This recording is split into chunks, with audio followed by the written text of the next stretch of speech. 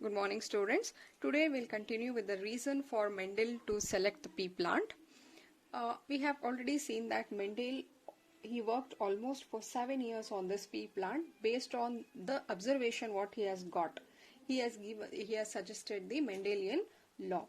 So before seeing his law, let us try to know why Mendel selected the pea plant. What was exact reason for Mendel to select this particular plant only? The very first reason is the plant exhibit many contrasting features. Total of 36 different variation was observed, but only following 7 pair were selected for his experiment. So now if you take the height of the stem, there were pea plants showing contrasting characters. So some of the pea plant were tall, whereas some were dwarf or short. Both represent the height of the stem. We will call it as the height only, but one will be tall and the other will be dwarf. These are called as contrasting features. Coming to the next one, if you look at the flower color, some of them are violet in color and some are white in color. So both you call it as, whether it is violet, white, pink, blue, whatever, we call it as a color only. So some of the flower were violet and some were white. So now these two are the contrasting features.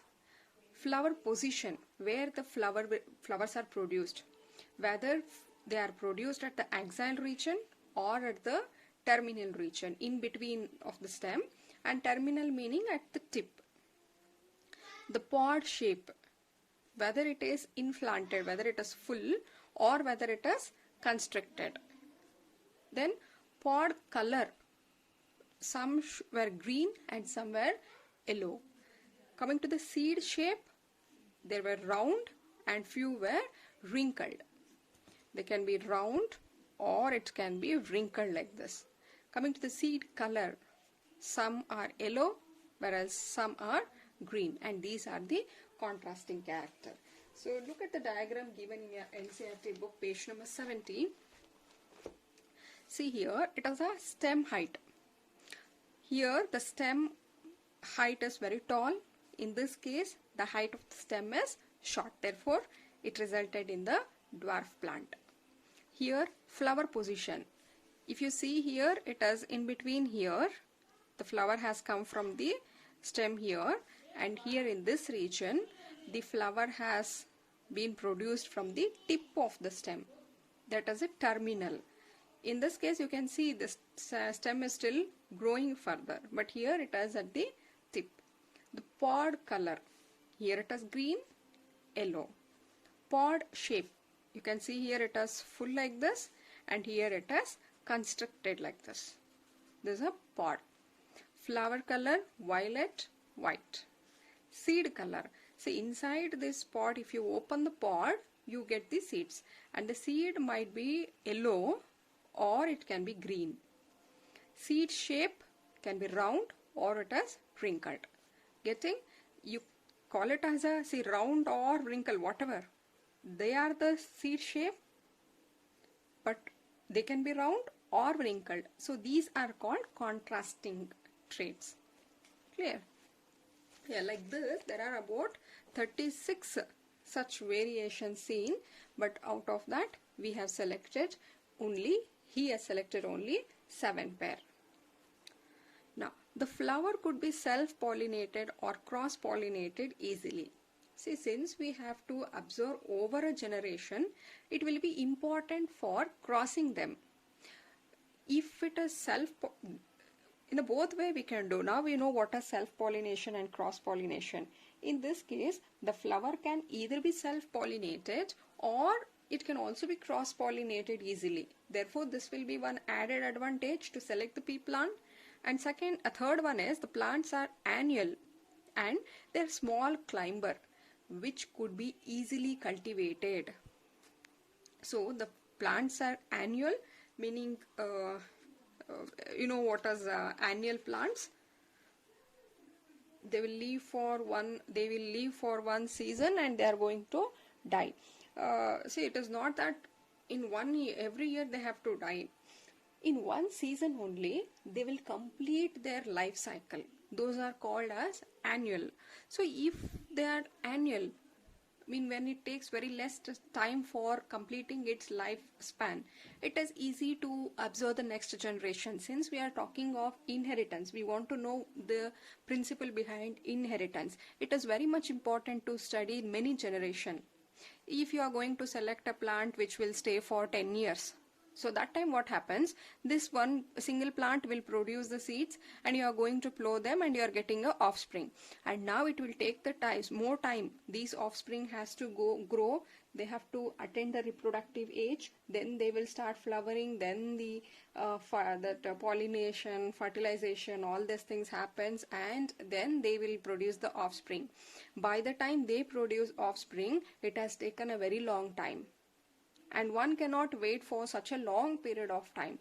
Since here the lifespan is very short, it will be easy. Suppose if it is completing by 3 months, within 3 months you can study one generation. In the next 3 months we can study the next generation. So it is very convenient if the plant life cycle is short. And they are small climbers, easy for you to handle, and easily they can be cultivated. Since they are very small climber, you can just plant it in the laboratory and you can make it to grow. And now, since plants are annual, I told you repeated hybridization experiment could be conducted to study more number of generation. That is what I told you. If it is annual, it is taking very less life cycle, time is very less. Therefore, repeatedly you can conduct the experiment and you can study more and more generations. More number of generations can be studied. So these are the reasons, some of the reason which made Mendel to select the pea plant for his experiment. Right? Now, moving on, let us see the Mendelian law of inheritance. By doing so much experiment, what he concluded? He has given 2 laws. So out of that, one is Mendelian law of inheritance, that is inheritance of one gene. He has taken only one gene here, one such character here. Suppose this is, he has taken this and he has seen the inheritance of one gene. Now, monohybrid cross, meaning monohybrid cross. So I told cross meaning when you are crossing between two parents. Here the crossing between two parents, there are two parents, there is a parent 1 and parent 2, differing in respect of one pair of contrasting character. See, in these two parents there is one difference. For example, this parent may produce a violet flower and this should produce not violet, it should produce the white flower. Therefore, there is one character which is having the contrasting character is being shown by these parents. Such parents are selected and they are made to cross. That is what, if a cross is made between two parents which are differing. How this is different from this, meaning they have one pair of contrasting character. So now for this, Mendel selected two plants and he has taken this character, that is a stem height. Mendel selected two plants, one tall and another was a dwarf. So I'll write here the parent here. One was tall and one more was dwarf, meaning it is short. When he crossed these two, the offspring what he got offspring, and all the offsprings, the seeds which were produced from crossing these two parents, all them, that is, I call it as F1 generation. Whatever offspring he has got from this, they were all tall plant. Suppose if we are getting 4 plant here, all 4 were tall. So next what he did, he took 2 tall plant out of this. So now he has made the self cross, that is, he is among these plants, he is going to select 2 tall plant. So here both the parent are tall and tall. Now what would be the result? Since both the parents are tall, what he expected is again all offspring will be tall. But it didn't happen. In the F2 generation, it is the second generation, in the F2 generation, he got 3 tall plants and 1 dwarf. Out of 4 in the F1 generation, all 4 were tall plant. In the F2 generation, out of 4, 3 were tall and 1 was dwarf, short. Now what here is, see what made him to think is, this is okay. The tallness has come because parent is having the tallness. But from where did this character come from? Both the parents of this are tall. Then how did this plant become short? So now it will make us to think, so here is a dwarf. There must be something which is flowing from this to this to this, and from this to this. Otherwise there is no chance for this plant to come up dwarf, because both the parents are tall and tall. Since it had something which was carrying from its previous generation, here coming to this stage it has got expressed. So based on this result, he has concluded one more thing, that tall is dominant. See how to decide whether which is a dominant or recessive. When two people are standing here, when they are together, the one who showcases himself, who is able to express himself in presence of the second one, will become dominant. When they are alone, when these two people are separate, even he is also dominant and he will also dominate. Exact dominancy will be decided only when both of them stay together. That time who is going to win? They will become the dominating. Here what happens, this was just the morphological character we have taken. When we go for the genotype present here, so same thing I am going to write here. Since I told you the gene means they will have an alternative form of allele, and for this if I take capital T as one allele and small t as the second allele, what is a possible way for them to get arranged? One way is there must be 2 capital T, or second is, third is capital T and small t. Otherwise it can small t and capital T both are same. Clear? The possibility is only 3, either this, this or this one. So in this case, tall meaning, let us take the pure line. So here parent is pure tall plant, therefore it will have capital T and capital T only. It is crossed with the pure dwarf plant, so that is small t and small t. Now tall and dwarf, here also tall and dwarf has been crossed. When the gametes are formed, since the parents will form the gamete, when the gametes are formed, these two will get separate, they cannot stay together, right? Because see, where are these present? These are present on the chromosome. During gamete formation, we know that the chromosomes will split. One set of this will come to one gamete and another will go to the next one here. So here, when the chromosomes are splitting, one will move to here and they get separated like this. Here also they are going to get separated like this. Now, how are offsprings formed? That is F1 generation, how are they formed? By fusion of these gametes, right? See, one possibility is this gamete can fuse with this one, resulting in capital T small t, or this gamete can fuse with this one to form same thing, and next possibility is this gamete can fuse with this to form like this, or this can fuse with this. See, to avoid this confusion, we use the same thing in a Punit's checkerboard. So in Punit's checkerboard, same thing I'm going to write this way. One side gametes are written here and another set of gametes here are written in the vertical line. Now fuse this. So T or T both are same, or you can take capital T here, but male and female. Now these two will fuse to form this. It is same, and in this case all the four here, they are tall.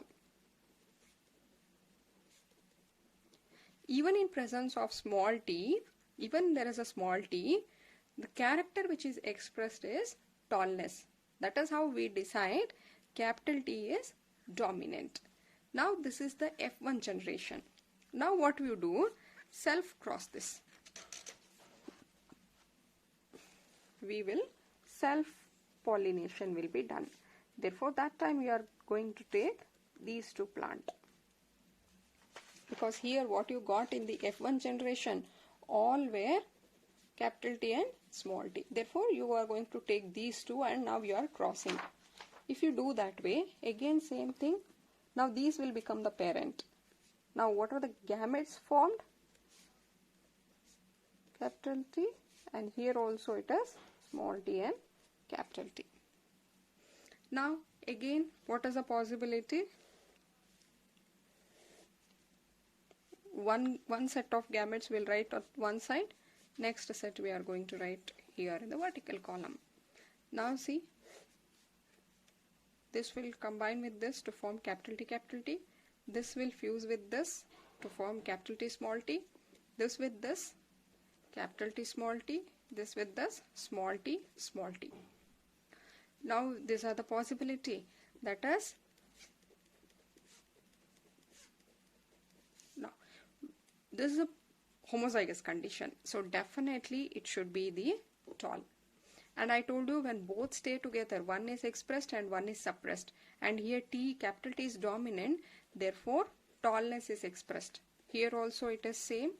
Here it is, since it's a homozygous recessive, both are small t, there is no capital T at all, this will be expressed. So this plant is dwarf. Out of 4, 3 are tall and 1 is dwarf. This is the phenotypic, how it looks. And coming to the genotypic meaning, so phenotype was this one. Coming to the genotype, see here this is different from this, even though morphologically they both are tall. Even this plant is tall and this plant is tall to look. So that becomes a phenotypic. But the gene of these two are not same, because this is having allele capital T and this is having capital T small t and this is having small t small t. How many is capital T? It is only 1. How many is showing capital T small t? It is 1 and 2. And how many it is this? It is 1. So genotypic ratio, if they ask for the genotypic ratio of monohybrid, you should say it is 1:2:1. Yes, we'll revise this. So it was in the monohybrid, one character was taken and the character which was selected was the height of the stem. The two contrasting features are tall and dwarf. So we will take two such plant, one which is a tall and one which is a dwarf. And when they were crossed, the offspring all were tall in the F1 generation. The same thing, when F1 generation was crossed, you got in F2 generation 3 tall and 1 dwarf. This was the same thing we have represented here, and this is the right way. If they ask for monohybrid, you need to write this. Here pure tall plant showing capital T was taken. They were crossed with the pure dwarf plant small t and small t. During gamete formation, see now alleles cannot be together. during gamete formation they have to get separate, because this we have already discussed. If there is a chromosome here which is having capital T, there is again, they exist in a pair, right? Again this will have let us take this way. Here is one chromosome, this is our chromosome 1, and here is a gene which have the allele capital T. The same one chromosome will also be in the mother, and it will also have the character that is the height of the stem only. But here the allele can be capital T or it can be small t. Here also it can be two possibility. It can be this or this, whatever. But when gametes are forming, this will come from father and this will come from mother. Therefore, in the gamete, you will get, suppose if I take this is capital T, I will get T here. In the mother it is like this. Therefore, in the offspring, I will get small t. Clear? Again, when this offspring forms a gamete, they will get separate. Capital T will move to one side, small t will move to another side. So here also I have written the same thing. The T during gamete formation they will get separate. And later on the possibility is this gamete can fuse with this can fuse with this with this, and this with this. Clear? So that's how we have got here capital T, small t. If you see here, all morphologically all are tall, even the genotype of all four are same. That is in F1 generation. But if you self cross them, and here also you can see that gametes will separate into capital T, small t, capital T, small t. Similarly, in the F2 generation, we get this combination. Here, out of 4, 3 are tall and 1 is short dwarf plant. Therefore, the phenotypic ratio will become 3:1 and genotypic ratio will become 1:2:1. That is, the same way you have to represent. Please practice writing this. They will ask the monohybrid cross. When they ask for monohybrid cross, you have to write this. So based on the monohybrid cross, based on the whatever observation he has made in this experiment, based on that he has given two law. One is called law of dominancy and one more is called law of segregation of law of purity of gametes. See, now law of dominancy say that characters are controlled by discrete units called factors. It is true, right? We know that each character, there will be a gene which will control the character.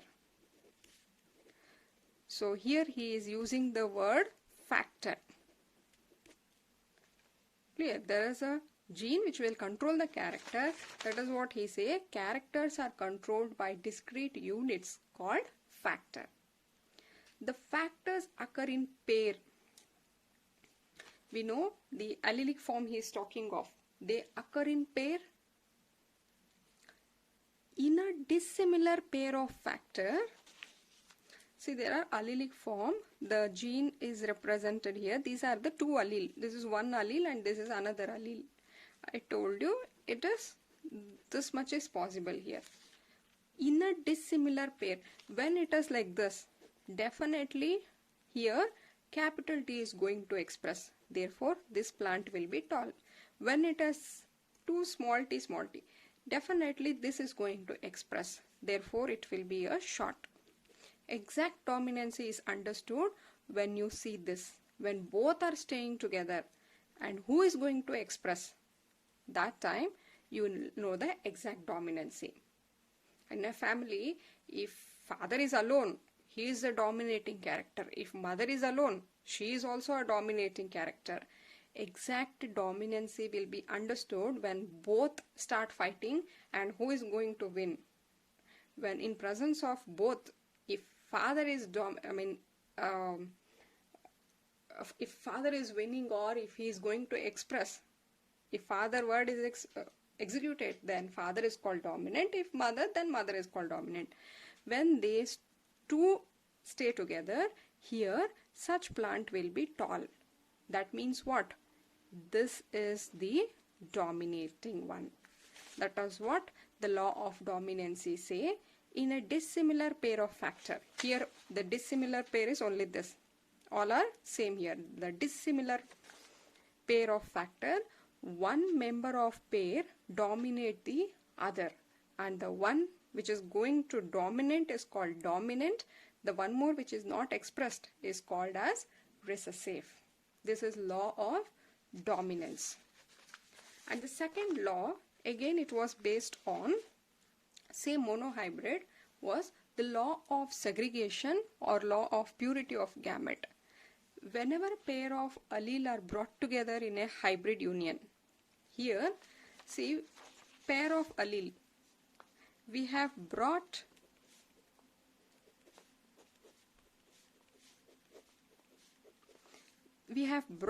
now these two pair of allele together, right? This is one allele and this is one allele. Whenever a pair of allele are brought together in a hybrid union, we have brought together, they remain together. They remain together without mixing. Here there is no mixing. They don't mix up with each other, but they get separated when hybrid form gamete. When this one again they want to form a gamete, they will get separate.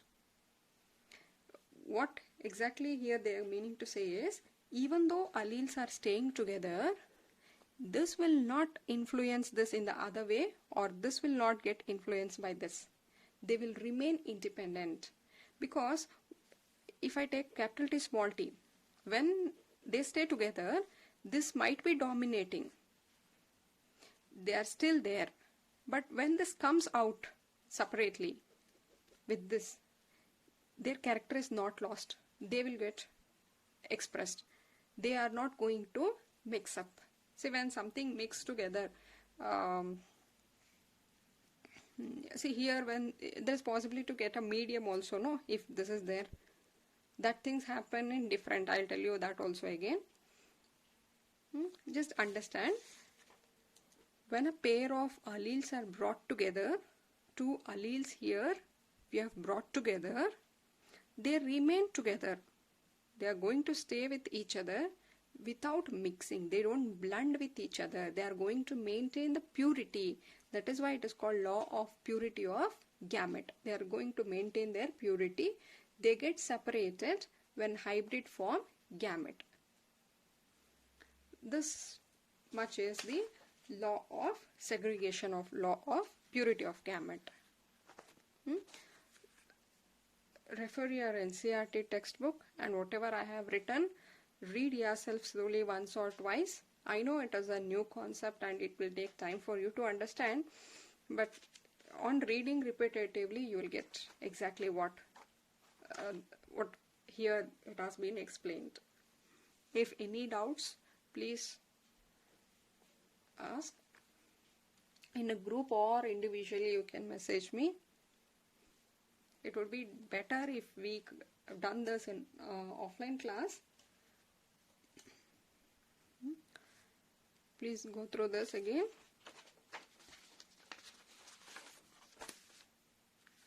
Mono, hybrid, cross. In the next class we'll take further. Thank you.